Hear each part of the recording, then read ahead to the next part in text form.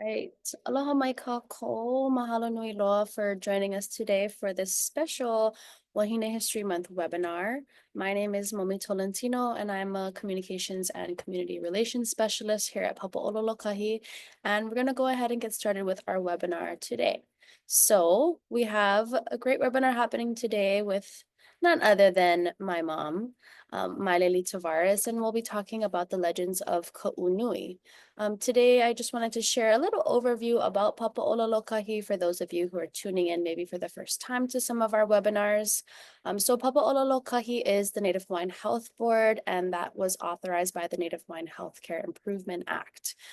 We are tasked with raising the health and well-being of our Native people and, implementing policies, programs, education, communications, all surrounding uplifting our people and our lahui. We know that among the kind of determining factors to the health of our people are things like this. So language, culture, movement, hula, all of the things that make us, rooted in our culture and rooted in being poʻe Hawaiʻi. So it is our task as the Native Hawaiian Health Board to continue to develop, educational opportunities as well as avenues for learning more about our pai'aina and especially some of these niche stories that we'll be sharing today.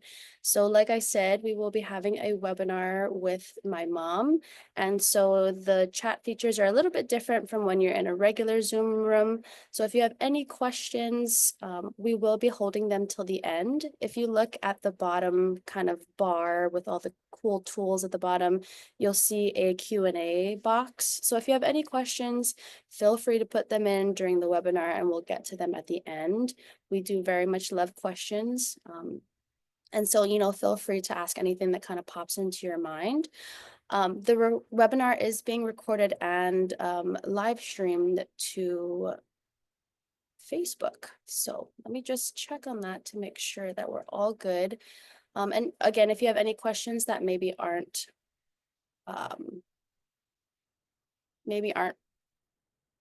you're not comfortable sharing in the Q&A, you can always message us. If you also wanted to add into the chat where you're from, where you're tuning in from today, that is going to be awesome. So let me get a few minutes to just kind of sort some of these things out. So today's presentation is offered in recognition of Wahine History Month. We do have my mom here today to share a little bit about the legends of Kaʻū. I look up to my mom very much.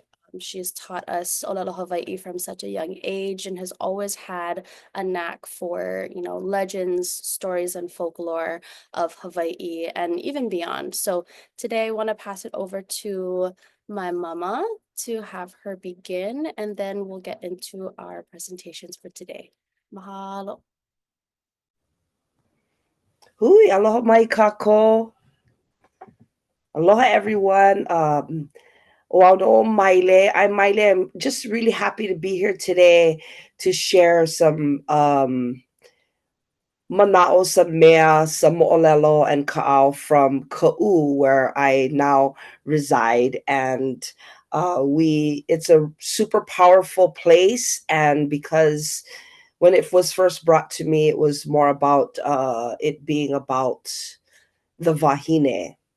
So mana-wahine of Kaʻū Nui is what I have it saved as on my kamepula. And so I wanted to just share with you some mo'olelo and some stories about residents of Kaʻū and powerful women of Kaʻū that have impacted my journey through history and ka'au about this powerful district that I'm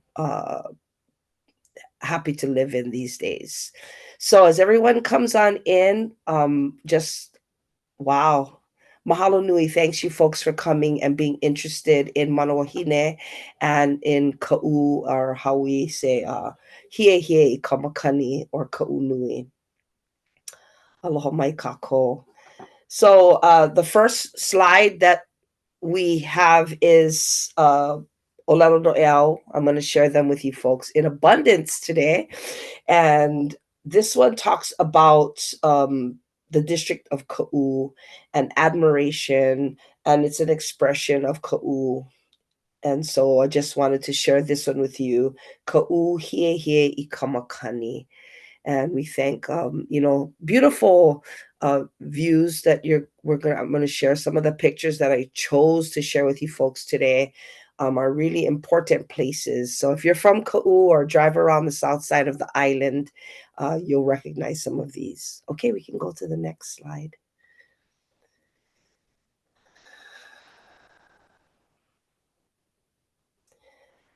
So today I live in Kaʻū, but I used to live in Kona, and so my whole entire life goes to the west side from Hawaiian Ocean View Estates, which is in Kahuku and Pohue.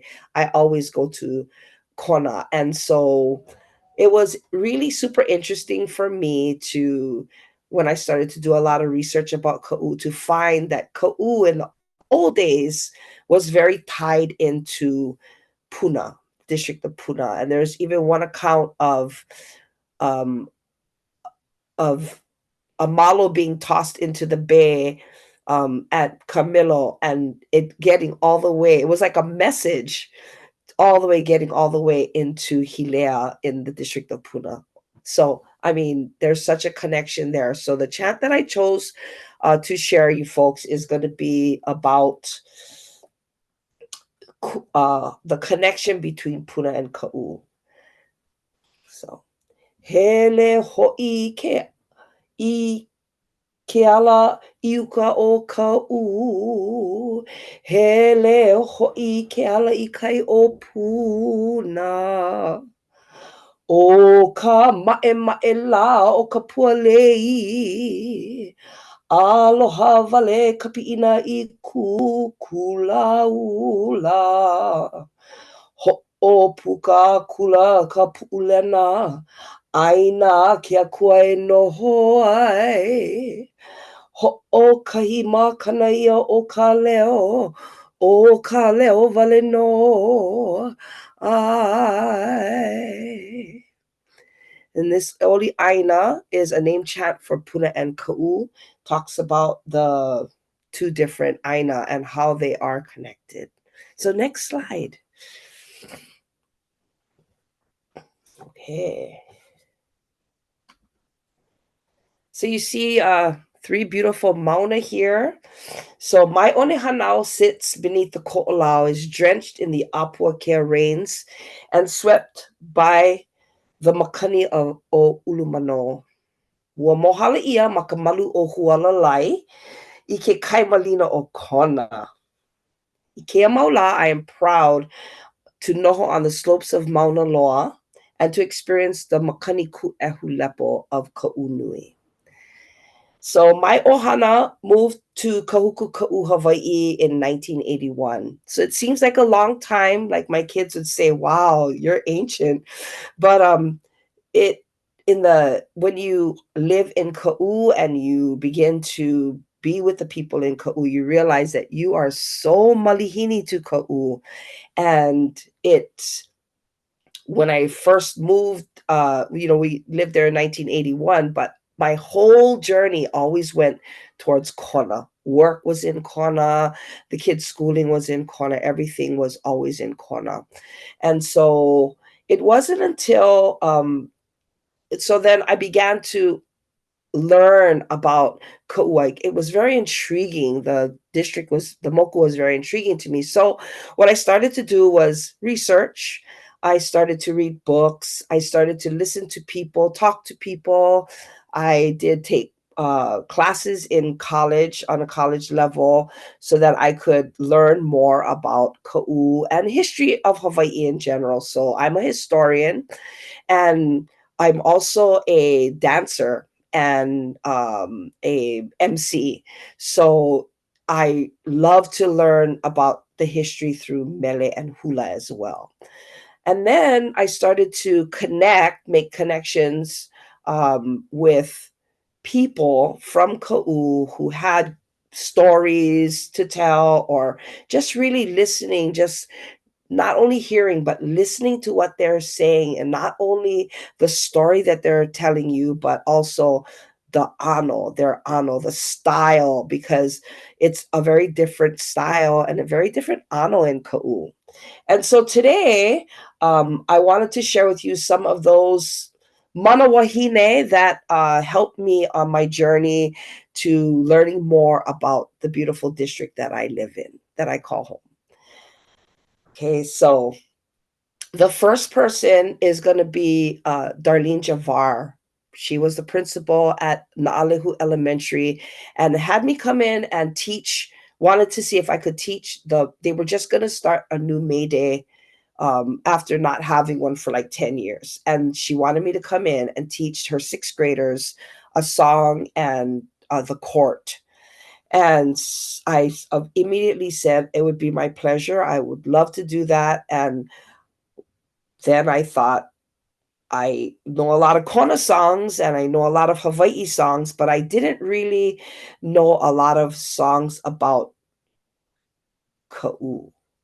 So I kept it simple and I went with the two songs that I knew that were about Kaʻū that everybody would know. Everyone was super familiar. And so I taught them that year Kealaka Jeep, which talked about the Jeep ride, famous Jeep ride through Kaʻū, Edi Kamai, and also Tutupukui, and Kanani A'o Kaʻū. So I had, been taught by George Naope different things over time. And so he would always play that song. And so I felt comfortable teaching those to the kids.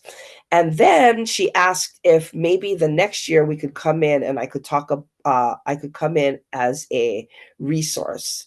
And that was when I met Kimo Awai and some super powerful wahine from all over the island that are part of the cultural resource program that we call the Kupuna program. And out of them, I met Nani Naope and Lelo Horoi de Gear, and they just really opened their arms and their hearts and shared so many beautiful stories about the districts all around the Moko Keawe. And then they all came to Naʻalehu. I was a new resource kupuna, and they were super excited. So what they did was they set up their meeting for the next month in Kaʻū, Hawaii, and they came to Naʻalehu Elementary. And they set up all of these little posts all over the lawn area, and they taught different things. And the kids just kind of moved seamlessly around. And it was on that day that I met Jessie K, or Kupuna K as she's known in Naʻalehu, the community of Naʻalehu. And she had actually been the resource person prior to me coming in, but stepped away to take care of her ohana, her family. And she sat on a mat with about 20 or 30 kids, and she shared with them the story of the Ipu Ava Ava. And I was intrigued. I sat there for 2 rotations before I went off and visited the other things that were happening. Ulumaika, Kimo Awai was teaching hula. And it was just such a uplifting day, not only for me, but for the other staff members at the school, the kumu, and the kids. They really, really enjoyed it. And I was surprised because they were like in 5th grade, maybe 4th grade, and they sat through all of those stories about the Ipu Ava Ava. And so a little later on, I had the opportunity to present with her at our complex conference.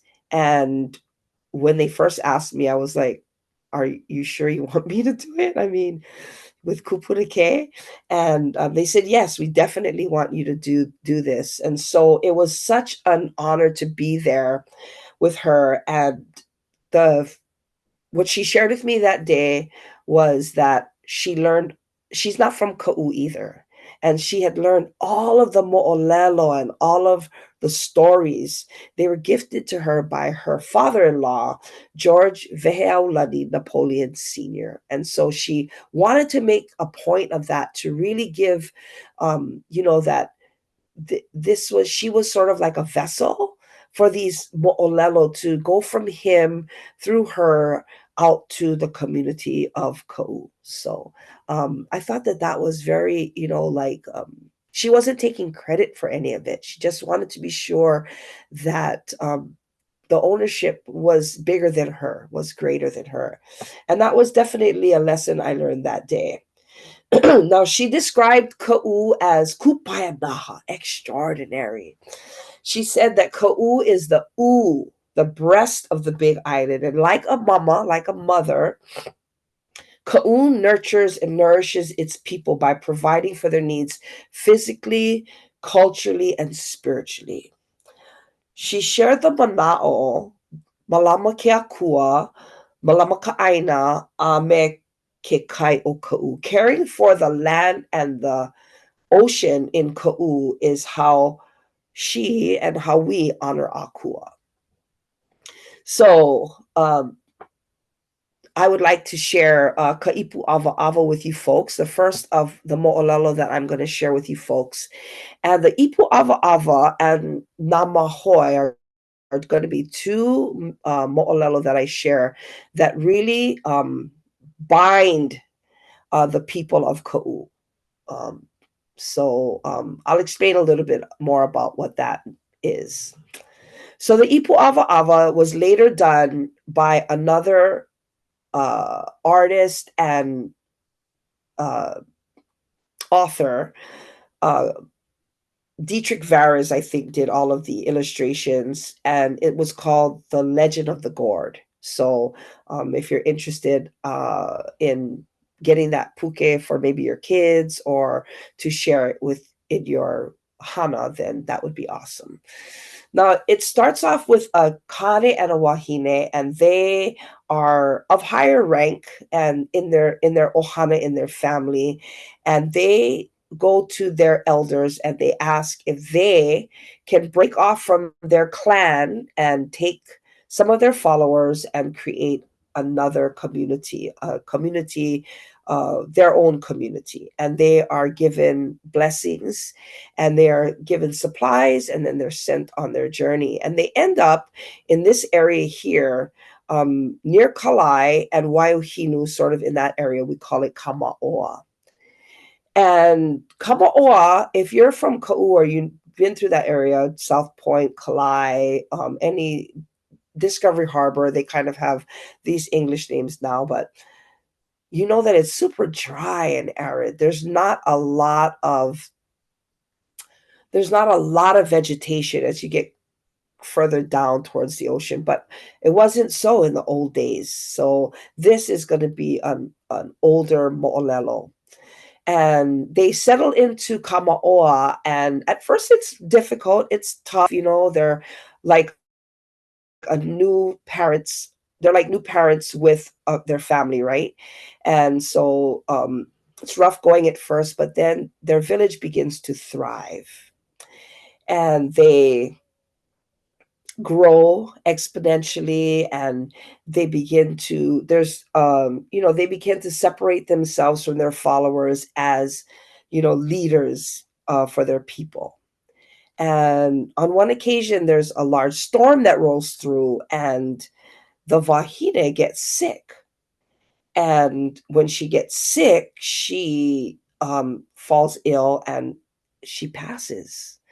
And the community, they mourn and they grieve, they ue loa, and they're very saddened by the death of their maternal figure in their community. And the husband as well, he grieves.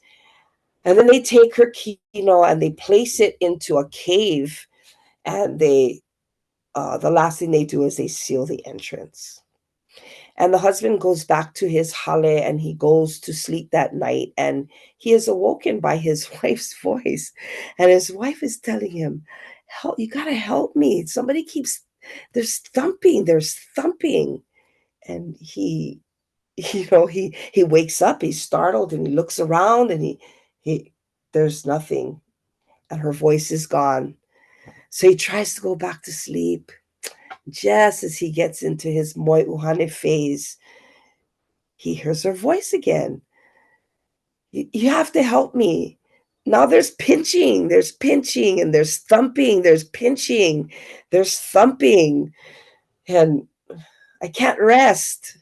So he's looking around and there's nobody. There's nobody there. She's not there. So he waits a little bit. And he's trying to think and he's pondering, but he's also very tired, luhi loa. So again, he tries to sleep. And once again, he reaches his moi uhane time and he hears her voice again. Now it's pressing and poking and thumping and pinching. And he's like, what? So he gets up and he quickly goes up to the cave where she was laid to rest. And he's looking at the cave entrance and it's sealed and there's, it's not open and he's miffed. He doesn't know what to think. And then out of the corner of his eye, he sees a small vine coming out of a crevice, a crack between where the boulder is pushed up against the puka, the hole. And he sees it and he looks at it. He's curious because there's nothing else around, just this vine, plump vine.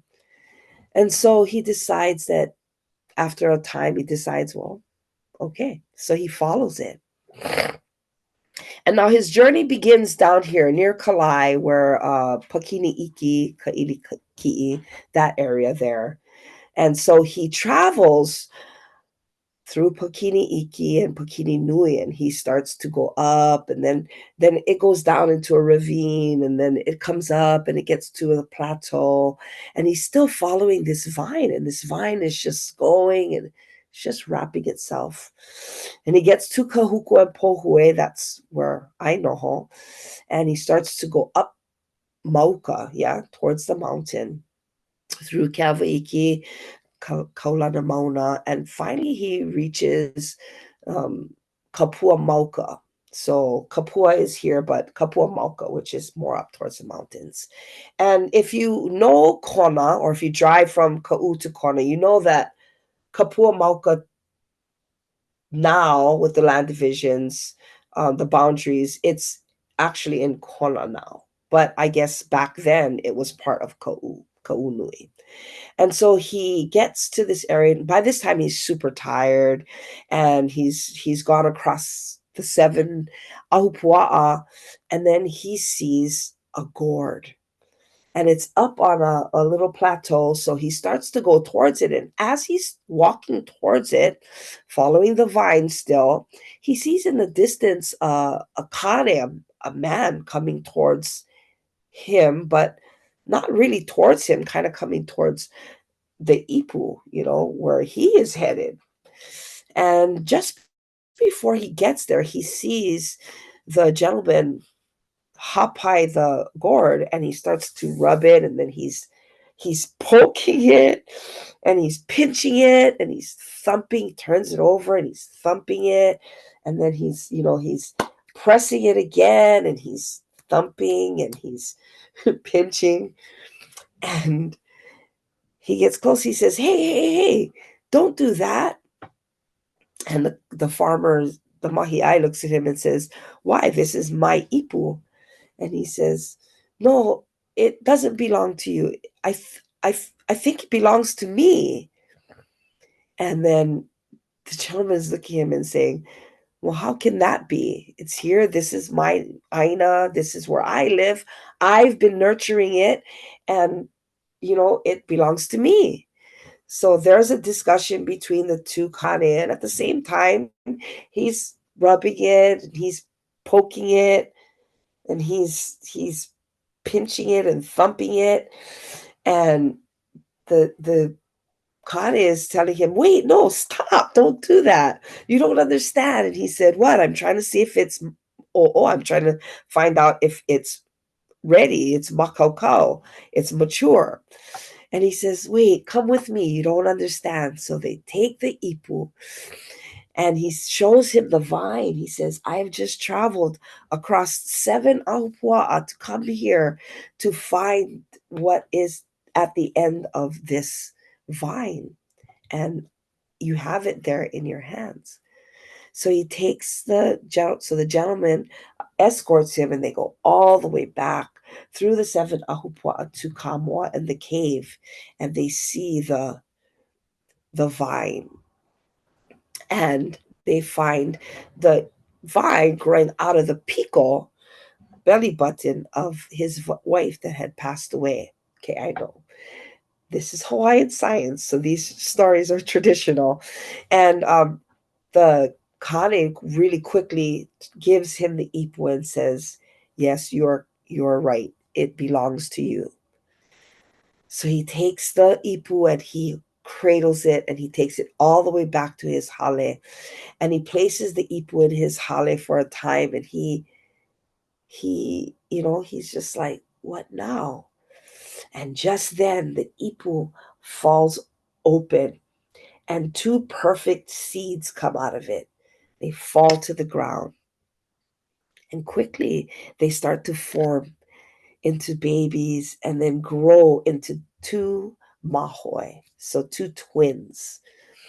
So the mana'o that Anike Jesse shared with me was that it shows how the people are connected, that all the ohana in Kaʻū and the people who live in Kaʻū, for generations, they believe that they are all of one stock, that they are all connected. And this mo'olelo shows that connection. And the second thing it shows is that if you go back through a lot of the genealogies of Kaʻū, there are many occurrences of twins or mahoi. And so that is the uh, the story of the Ipu Ava Ava, and how I guess the main thing is to show how the people of Kaʻū are connected, that they are of one stock, and also it also shows the occurrence of twins in the genealogies of Kaʻū. So, okay. So we have gotten through one mo'olelo, and that is Ipu Ava Ava. And like I said, there's another book that's really good for kids. It's called The Legend of the Gourd. And I have on occasion shared that with my ohana. And when we were building a ipu trellis up on the north coast in Waikoloa, I wanted to be sure that the people in Waikoloa understood the importance of ipu, and that there's a rich tradition around ipu. It's very important. Uh, and so I had them include some excerpts from the book, The Legend of the Gourd, within their mo'olelo, their talk stories about the ipu. All right. Okay.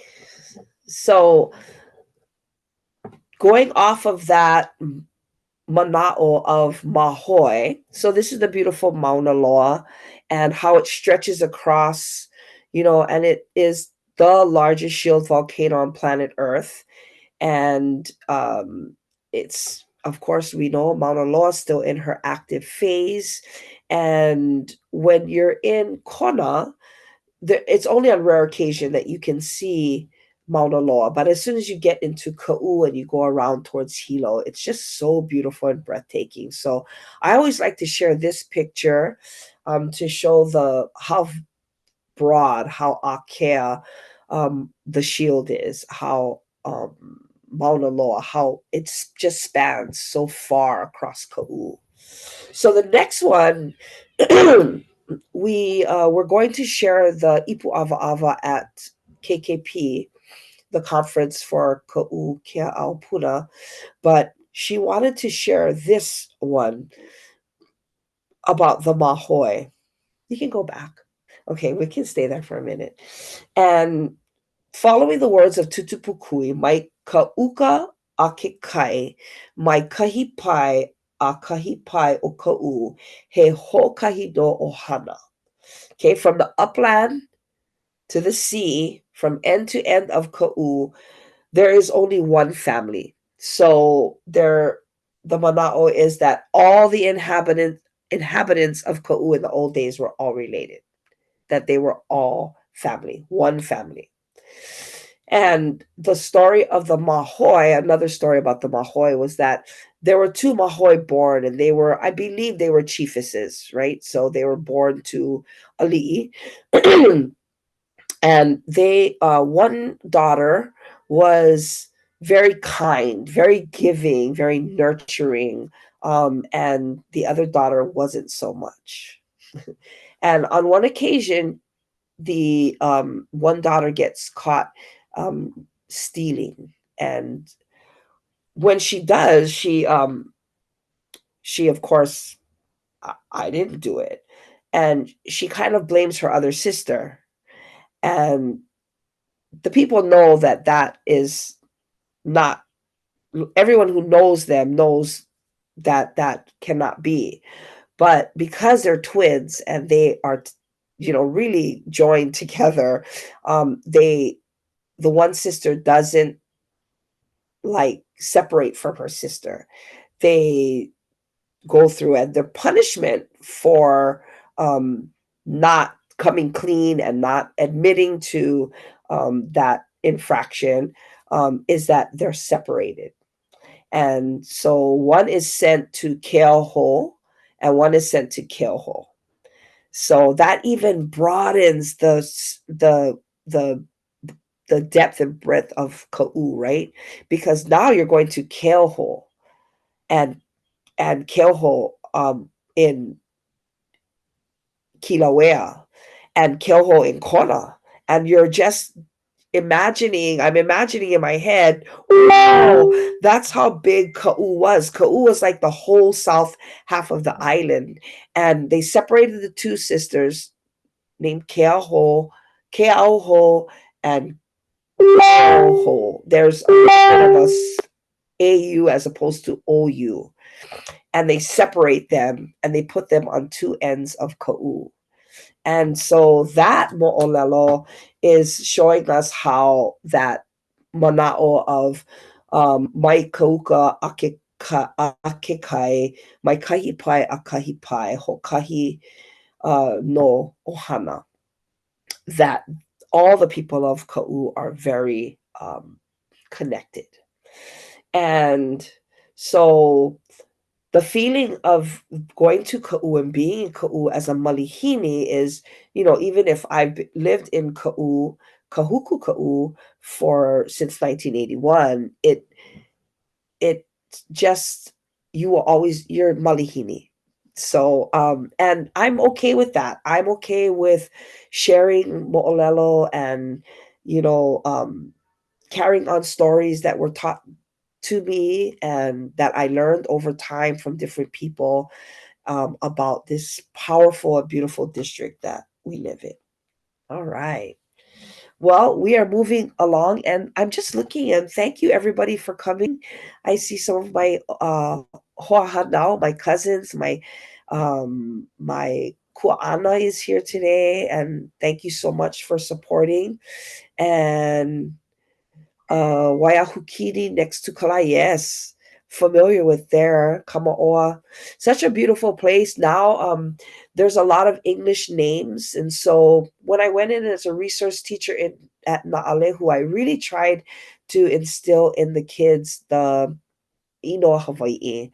I thought that that was a really important thing. So I would say, "Hey, has anybody ever been to Kamaoa?" And they would say, "No, never been over there."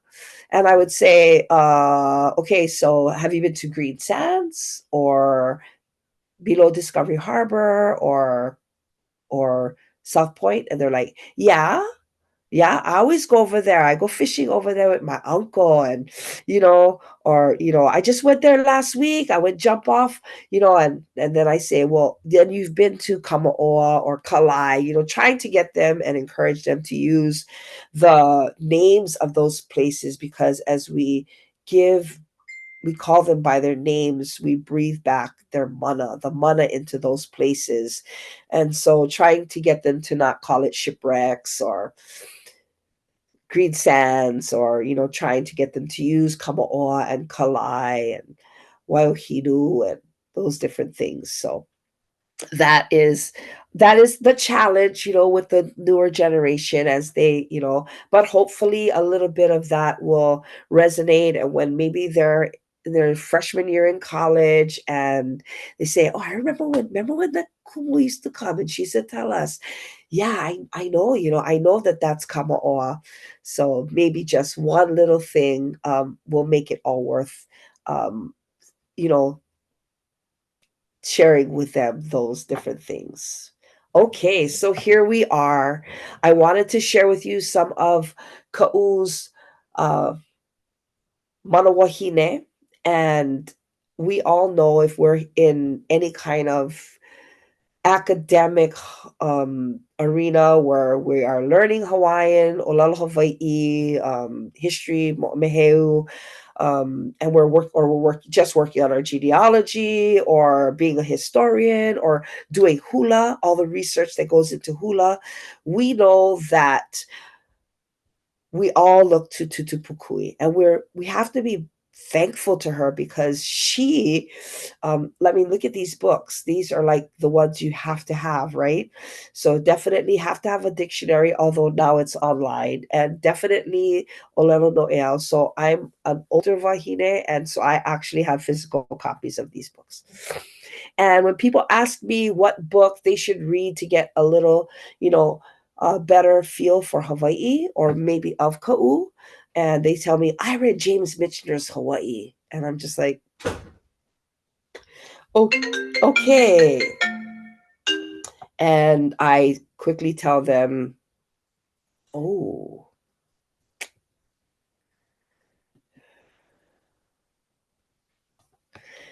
okay, I'm back. And I quickly tell them that I think you should read The Polynesian Family System in Kaʻū, Hawaii.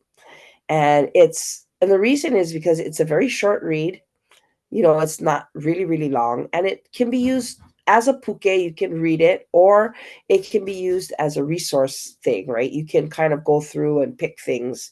So it's a great book. And this Olelo No'eau I'll share is Hea'ali I Kumakani Maiau, a Ohe Makani Nana I Kulai. So um, when I was at the Punana Leo, we used to always talk about the Pumaia, who was really handsome banana tree. And he would always make fun of the a'ali'i because the a'ali'i was so messy and just look at you, you're just always shaking, and you're just all, and the wind comes, you get all scared, and all, look at you, it's just such a mess. But when the storm came, Pumai'a, of course, rather quickly, and the a'ali'i, even if she was messy, he was messy, actually stood, um, and the wind wasn't able to push her over. So it talks about the people of Kaʻū and how um, strong they are, how strong, how resilient the people of Kaʻū are. Because when you live in Kaʻū, you have to be very resilient. And so that is something that I wanted to share with you from Tutupukui. And so also one of the ways that I have found that I have learned to learn history, and I feel comfortable in that space, besides reading books and stuff, is through hula. And so I wanted to share some hula and kind of segue into our next mo'olelo. Okay. So the next mo'olelo, there's songs like Tutu Pukui wrote Kiao Nani, which we all learned as kids with little implements. Iluna la iluna. And then, of course, Keala Kajip, which talks about all the wahipana in Ka'u. Kind of a fun story. And Keala Kajip, I'll talk a little bit about that a little bit later. But, it's just Uncle Eddie Kamai, no matter how famous he was, still found that when he got to Ka'u, they were very protective and they didn't really like, I don't know who you are, they because it's how Ka'u is. They're very protective. And that's how they've survived so long out here without a resort community. And so here we go. This mele, about, I say 10 years ago, a young girl came to me and said, Auntie, I have to learn this song. I have to learn this song for a presentation that I'm doing in school. And she was from Kaʻū, but she was living in Kona. And so she came and she said, I want to do this song. It's called Kahui Lavai. And so I listened to the song, and it was, I think, Israel Kamakavivo Ole's version of it. And I thought, oh, that's a nice song. And, you're listening into it. Kuvale maino, kahui lavai. And you're, humming to yourself. And it's a very catchy tune. And it's really like, it was great. And so I listened to it, and then I needed to teach the hula. So I went to Huapala and I brought up the lyrics, and I started to do some research and started to look at the different places that they were talking about in the song. And then I called her on the phone and I said, are you sure you want to do this? Like, she's like, it was like 15 or 16 years old. And I thought, you really want to do this song? And she said, yeah, I really want to do this song. I really like this song. I said, so I met with her and I said, okay, we got to talk about what this song is about. So, and I shared the story with her about Kahui Lavai. Now, Kahui Lavai talks about a young lady from Kaʻū, beautiful young lady from Kaʻū, who is promised. In the old days, your parents decided, along with maybe the elders or the chiefs, of who you were going to marry. And so I don't think that it's an archaic practice. I think that actually it works a lot of times, and a lot of times it doesn't work. But on this occasion, the wahine is promised to a kare, and she finds out that she catches his attention because she's just very beautiful, and they make a plan for her to marry him, and she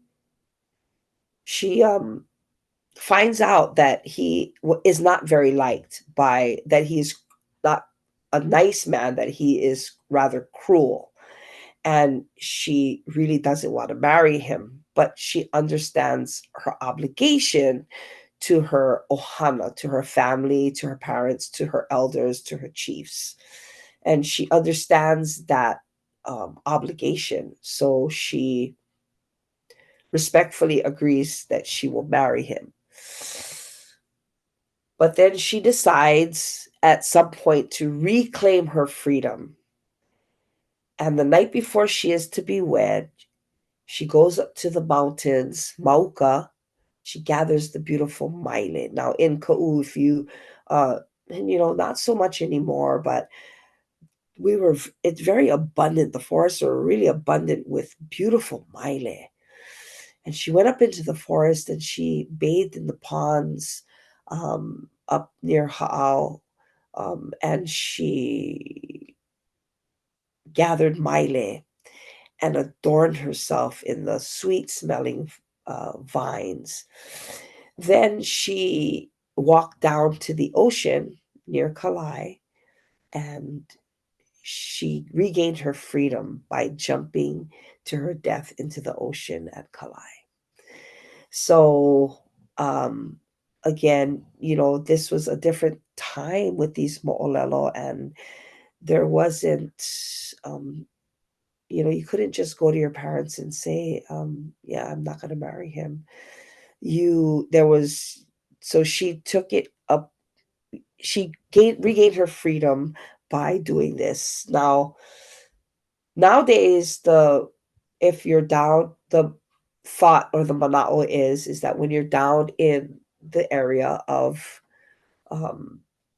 near South Point and Kalai, and you smell the fragrance of Maile, that you are in her favor. And her name is, they call her Monilele, And so this story, although this mele, although very, upbeat and, is actually about her regaining her freedom by taking her life and being free from the obligation of having to marry someone that, number one, she does not love, and number two, that is not a good person and is not a good man. So let me just make sure. So there is, and this legend was actually shared by a kupuna who was born near Hilea. So it is a Kaʻū legend, and here it says Moli Lele, but most people say Moni Lele.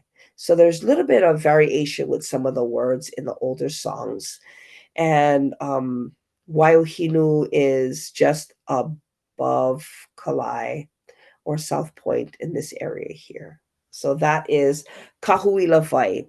So it's funny how music can really be really different. So like Kiala Kajip, another upbeat Ina o e kau ana I ke kaajip. When Eddie Kabai was, doing that Jeep ride through Ka'u, he wasn't really accepted by a lot of the people. But when he wrote the song, he kept it very upbeat and very lively. So, to all the dancers and out there, just the kumu, of course, they always do their research. But sometimes you just want to learn a song, you want to go and dance it at the talent show, or for something to be really sure about do your research, and it's really important because you want to be in context. You want to be sure that you are uh, doing the dance justice and for the right reason at the right time. So that is Kahuila Vai by Alfred Alohikea. All right. So when I lived on the island of Oahu on the windward side, I was living in, if anybody is from like the old road between Kaneohe proper and Kahalu'u, like by the 7-Eleven and hygienic store, there is, we lived on that road on Lulani, and it was so beautiful. We lived in the only gray area, so like AT&T, Verizon, every phone company would try to sell us a phone, and they would bring up the coverage map, and we were in that gray area. Yes. So yeah. So this Wahine, she was our kupuna at the Lomi shop in Windward Mall. If anybody ever got a foot Lomi massage, at the Lomi shop, Auntie Malia was our kupuna, and she, did a lot of consulting work for us, helped us with naming things. When I started a little dance group, she offered an inoa ke ala olino, which eventually became Te Ea o Te Turama, Pathway of Enlightenment. And she was an amazing lady. She would come to the Lomi shop, and she would get a foot Lomi massage, and then the girls would try to not charge her, and she would say, no, you're going to charge me. And they would say, no, Anike, we cannot charge you. And she says, you know, you have to pay for the lights, and you have to pay for the air conditioning and the rent, and you have to pay for you so that you have money so you can buy food on the way home to feed your family. And so you're going to charge me today. You can give me a discount, but you're going to charge me today, or I'm never going to come back. So, it was a lesson. It was definitely a lesson. And she oftentimes did that very calm, very soft and subtle, and teach you these really big lessons with such coming from such a humble space. Now, the reason why I am bringing her here is because she was born in Ka'u. And she was raised in South Kona in Ho'okena, right near Ho'okena School. And eventually she did move over to the island of Oahu. And she is, of course, Kuililiokalani Children's Center. And I was able to take her Ho'oponopono class a few times. And it was just always a privilege and a pleasure to be in class with Auntie Malia. Sometimes we didn't talk a lot about Ho'oponopono. We talked about a lot of other things. But you know how it was with the kupuna? Everything eventually made sense. And so that was the time spent with her was amazing. But she knew that we had a big island or a Hawaii island connection. And every time I would tell her that I was going to go back to Mokokeawe, she would always tell me to let her know if, oh, she would say, "Are you going to Kaʻū?" And I said, "Yeah, I'm probably going to go to Kaʻū." She says, "Check if Kaua Ha'au, if it's still kekahene, mauno kekahe, right? That it was still flowing." And so I would hiki no arake. And so on one occasion when I came back, she said, "Did you get to go?" And I said, "Well, there was a lot of rain, so I'm guessing there was, and the you could, there, I'm sure that it's still kahing." And so she would say, "You know why, Auntie, why do you ask me that every time?" And she would say, "Because my middle name is Kawaiho Ola o Kaua Ha'au." And she said, "And I feel like when Ha'au stops flowing, that it will be her time." And so I brought Anake today to share that little bit with you, another mana wahine from Kaʻū. And if you don't know about her, she, like I said, is with Queen Liliuokalani Children's Center. She lived out in Punalu'u in that area, and she did great work for a lot of time, a lot of years. And one day I got to a Ho'oponopono session, and everyone was like, people were saying, "Oh, I'm so and so, and I have my PhD in this, and I'm so and so, and I have my BA in this, and I'm so and so, and I have this." And as it came around the table, she kind of knew that, you know, I I have three MOM. I'm just mom. And so when it came around to me, she whispered in my ear, "Say MSW." And I said, "Okay." So I said, I looked at her and she said, "Tell them that you have an MSW." And so I said, "I'm Maile Lee Tavares. I'm from Mokuokeawe, and I have a MSW." And they all looked at each other, super puzzled. And I was like, "Oh, that was a fail." And she said, "Nope, she's a master soul worker." So from then on, until I did eventually get some letters that I could put after my name, I would tell people I have an MSW. So mahalo to another powerful mana wahine that was born in the district of Kaʻū. That is Auntie Malia Craver. All right. So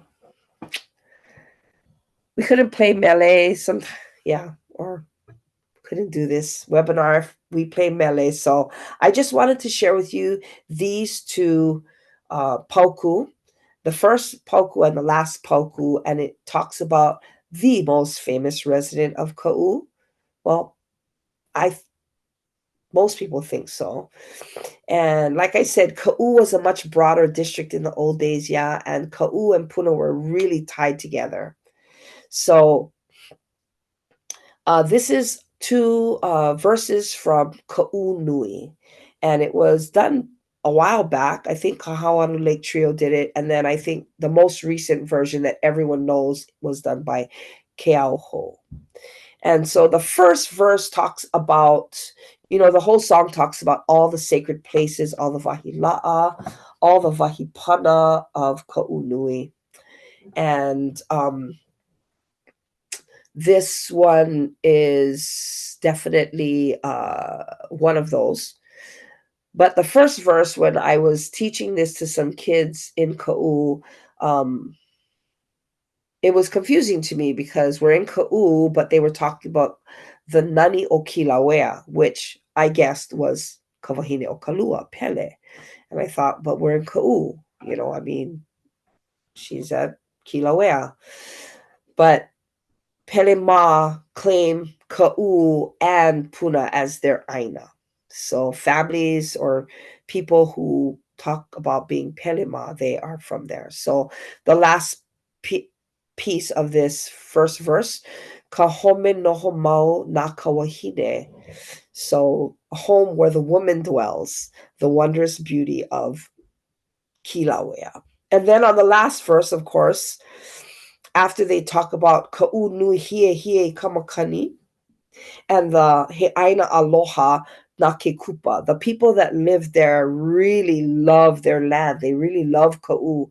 There is a protective feature built in, an aloha aina feature built in to people who are generations from Kaʻū.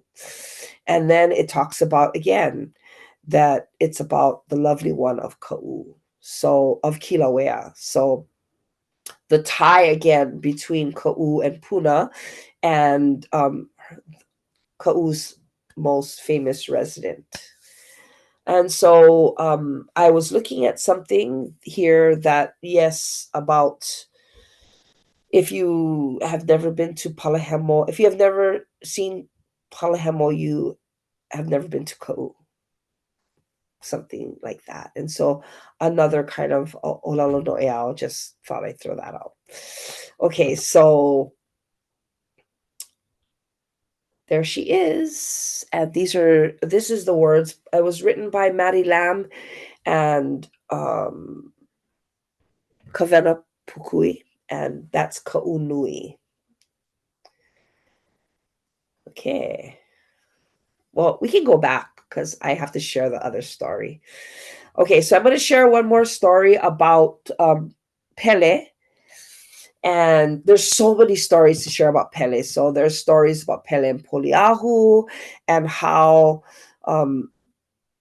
if you really pay attention to the Pele stories, it really is Hawaiian science. I mean, it is, for me, when I teach, when I'm a historian, it's so much science that you can teach through mo'olelo.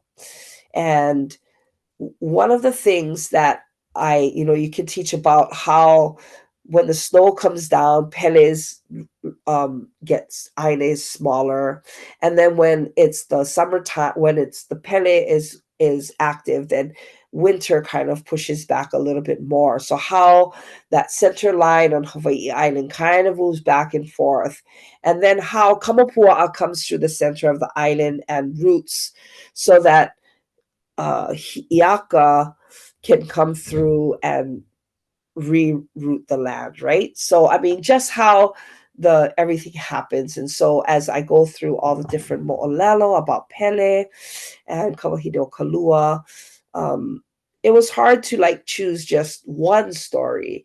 But because we're talking about Kaʻū, it made sense to share with you Napu'u Pele. Okay, so we'll go back to early 1900s, and there is a group of people, and they are literally going through and trying to find stories mo'olelo ka'au about Kaʻū. And of course, people are not really helpful. They're like, who are you? What's your intention? Why are you here? Which is, I understand that. I get it. They're very wary, very protective of their aina. But on one occasion, this group comes across a group of locals, and they just really they're looking around, and it's lava fields forever. They can't see anything, and they're just telling them, well, there's probably isn't a story here. And so the guy, after a little bit of kuka, the gentleman says, the local boy says, no, there is. Down by the ocean in the old days, there's a story about the Pu'u o Pele, the hills of Pele. Now, this is an area where below where sort of where I live in the very broad west side of Kaʻū and south side, southwest side, and it's an area we call Kahuku. Okay. Now, if you know Kahuku today, it's just barren. There's like lava field over lava field over lava field over lava field. So you just can't imagine. But I guess in the ancient times, it was like there was a village there near the ocean, going down towards the ocean. It was very, um, there was a lot of resources. It was very green and very lush. There were a lot of rolly hills and wherever you see rolly hills, the local uh, younger generation would create holua. So holua, if you don't know what that is, it's like a competitive sport, right? It's a and what it uses is it uses a sled, kind of like a sled, but like with runners on it. So it's like 12 to 18 feet long, but just about a shaka wide. Got my shaka, got your shaka, and about a shaka tall. Shaka wide and a shaka tall. So very narrow, doesn't sit very high off the ground. On the bottom, there's runners. On the top, there's another runners, four of them, and they're all bound together. And what they would do is take the runners to the top of the hill and then compete, race down the hill. So in this area of Kaʻū, there were two young chiefs that caught the attention of all the girls, all the wahine. And they would come with their holua and they would challenge whoever was there to be to challenge them.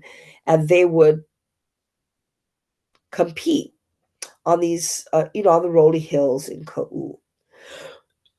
Excuse me. And they're very successful. They're very handsome, and they were people always would come from all over to compete and challenge them. They would come from Puna, they would come from Kona, they would come from other places in Kaʻū just to compete in this area with these two handsome young chiefs. So on one occasion, the one chief, he this wahine comes. Pele hears of their prowess, and Pele is, intrigued by their beauty. And she comes one day in the form of a beautiful wahine with her runner, and she challenges the brothers to a duel. And for several days, she competes, and she trades her favors with them, each vying, both brothers vying for her attention, and at the end of every competition, one would take her back to his home and his hale. And after a time, they started to notice that when she didn't win, she would become really angry, very, very, she would roar at them. And at other times, she could be very meek and very mild. And so they kind of start asking around, who is this? You guys know her. Come on with her. And they finally kind of figure it out that she is Kawahine o Kalua, that she is Pele, and she's come in her, she's a kupua, so she's changed her form and she's come to challenge them. So they start to try to distance themselves from her, and they kind of have some separation and, make excuses as to why they can't or won't race, right? That why they don't want to race with her. And she realizes that they know who she is. So she comes to them and she is, you know, becomes very enraged, and finally she fully comes out. She is in full fire before them, and the brothers scatter. First they try to go north and she throws her flames, she cuts off their path.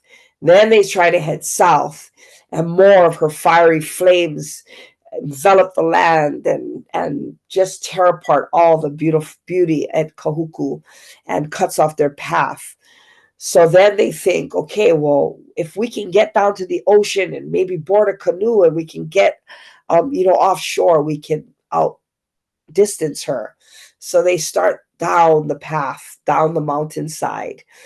And she quickly follows them and she rises up above the Aina, above the land, and fiery flames. And she throws lava ahead of her and she stops one of the chiefs, the younger chief, and she covers him in lava.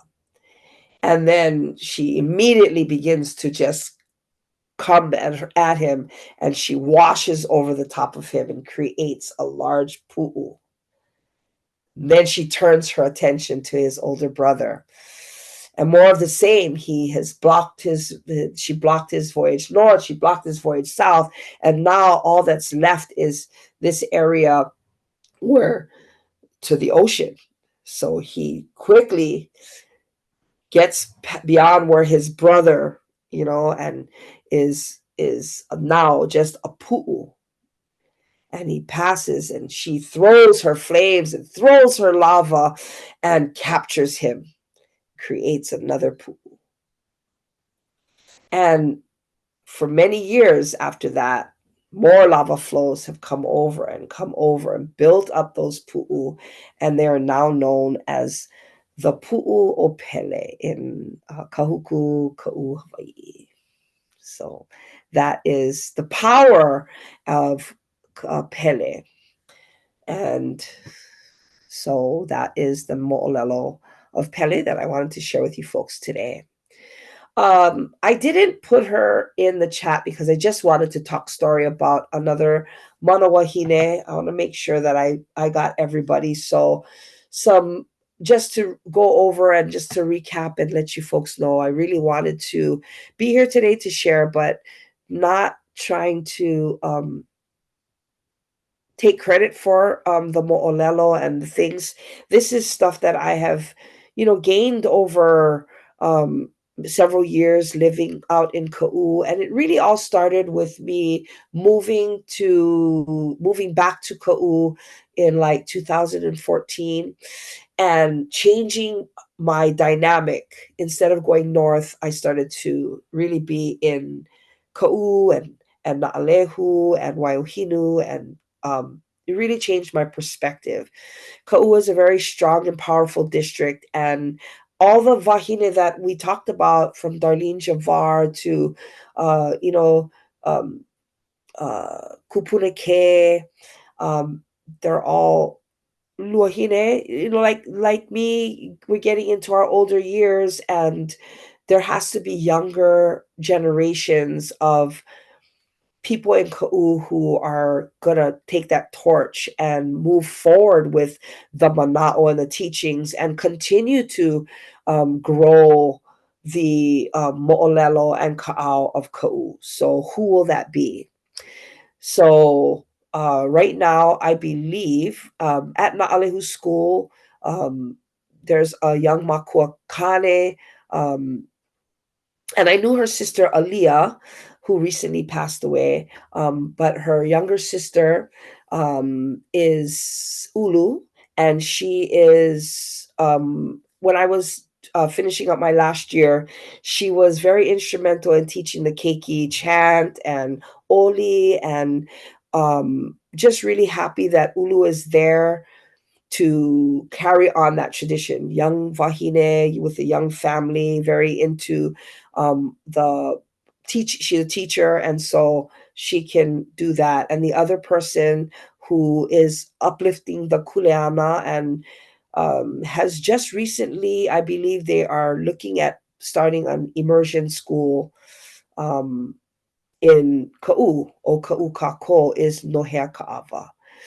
And if you have a chance to go on and listen to any of her podcasts or learn about some other mo'olelo about Kaʻū, there's a really fun one that talks about how they used to capture water in the old days at Punalu'u.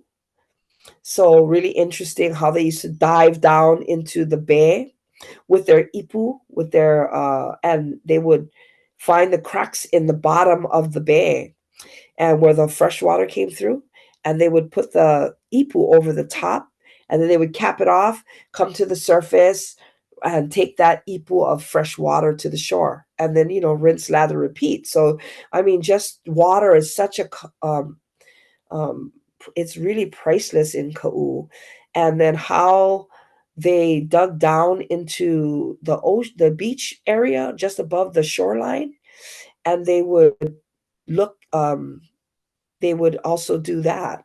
Um, the story of the honu that was in there. So there's just so much mo'olelo, you folks, and I just wanted to share with you to raise awareness and give you guys a little bit of Kaʻū so that you guys go out and do more research.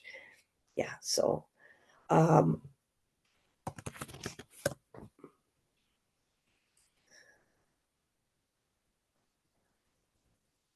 so I guess we can go to our last slide, unless everybody knows it.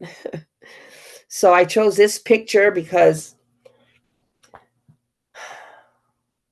I'm a historian and I work with malihini, like malihini. And when they asked me about, I was in a store one day and Wang Yuan store before the old Wang Yuan store, and I heard somebody ask another person, "Where is that green sand beach?" And I was just listening. I just wanted to hear what they were going to say. And the gentleman said, "Didn't you hear? The lava covered the whole beach." And I thought, "What?" And then when I came around the corner, he kind of winked at me, and then they said, "Oh, well, that's too bad. We were going to try and see if we could go down there." And then when she left, I understood that, you know, look at how beautiful it is, and it won't be if we don't um, take care of our vahipana, take care of our sacred spots. And so I chose this picture to share with you folks as we share mahalo. And I always tell people mahalo is not trash, because they always think that it means trash because it's on the trash cans. And I said, no, it's gratitude. And I said, gratitude in a really big way, not for the small things, but for the big things. That I could be here today representing my ohana and my daughter, Momi, seeing so much of my family, being able to share some of the mo'olelo that were taught to me, being thankful to all those people who I, was able to be a voice for them, and just wanted to share Oli Mahalo. So if you know it, you can sing along with me. Uhola ia ka makaloa la, pu'ai ke aloha la, kuka'i ia ka haloa la, pawehi mai nā lehua, mai ka ho'okui a ka halawai la, mahalo e nā akua. Mahalo e nā kupuna la e a. Mahalo me ke aloha la. Mahalo me ke aloha la. Mahalo, mahalo, mahalo.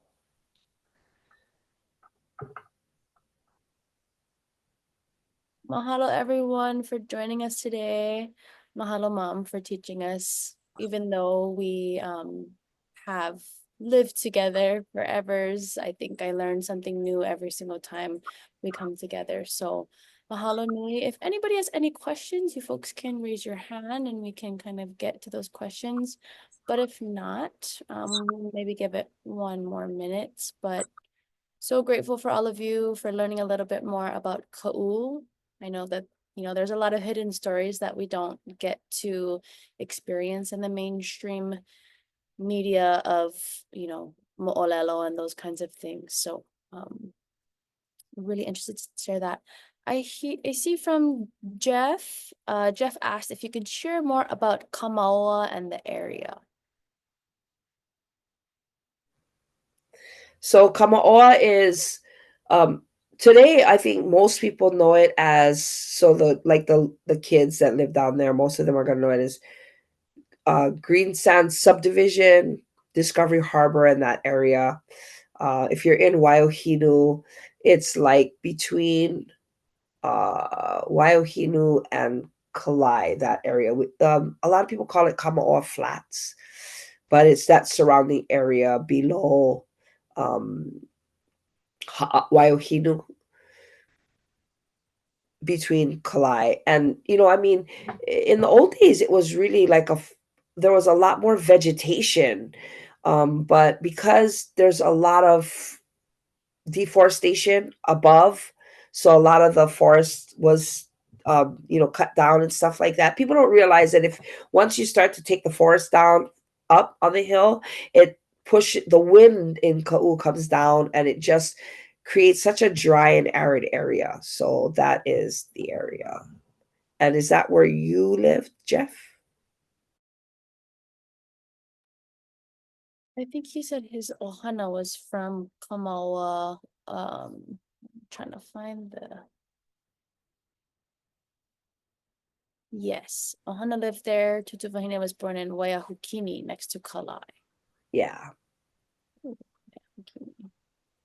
Waiahukini. You hear that Waiahukini in a lot of mele too about Kaʻū when you talk about all those, Kalanabe, Palahemo, Kalai.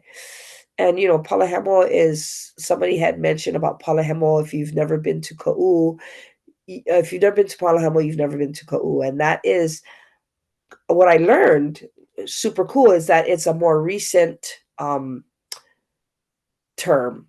Because before in Waiahine, there used to be something on two sides of the road that they used that same, like Olelo No'eau for, and it was referring to these two statues that were in Waiahine.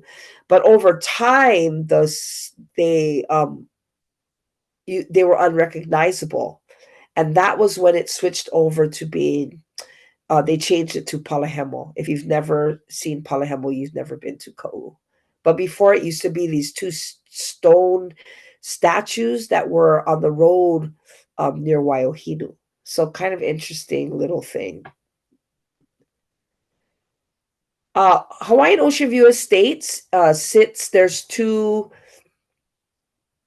ahupua'a that share Hawaiian Ocean View Estates. So if you are on the Kona side, you're in Pohue, and if you're in the Kaʻū side, you're in Kahuku. And now Kamehameha Schools has bought Kahuku Ranch.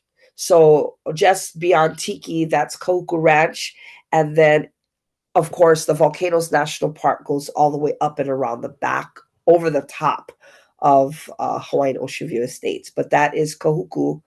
So I try to tell the kids, like, noho au I kahuku ka'u Hawaii, instead of saying noho au I Ocean View, because Hawaiian Ocean View is only the subdivision, not the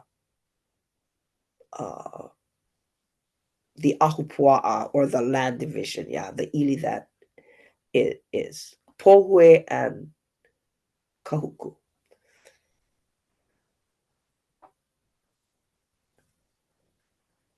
Yeah, Aloha Boulevard, that would be, I think you're in Pohue.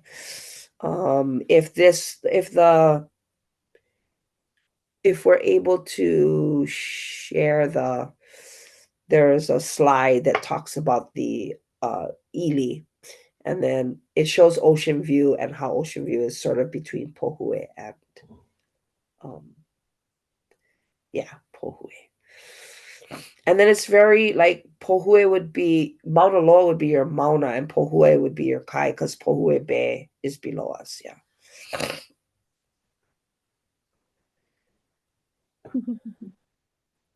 Awesome.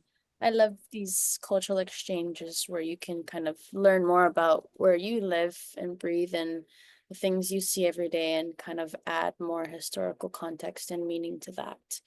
I see Jeff in the chat talking about some other kupuna or elders that are from the area. Um, and looking for, so yeah, let this be a springboard for kanaka or malihini to kind of learn more about your area, learn more about your ohana, where they were from, what your origins are. I think that's such an innate part of being Hawaiian or being part of the Hawaiian culture, is recognizing that there's so much more to just the place that you're staying, and that there's such deep and rich history for that. So just wanted to say mahalo to you all for staying over. I know we went a little over time, but I think that there were such great, amazing stories that I was very, glued and locked into what we were talking about. So mahalo nui loa, last day of Malaki today. And so spend it well, spend it right. And please stay tuned. Papa Ololokahi does a number of different webinars throughout the year and other presentations. And we hope to bring you back, Mom, to, talk about other topics that might be interesting and important to us as Poʻe Hawaiʻi. So mahalo nui loa to everyone who joined today. Thank you, Mom, for providing with such rich cultural context and background history on Kaʻū Nui, and mahalo nui loa to all of you. Mahalo.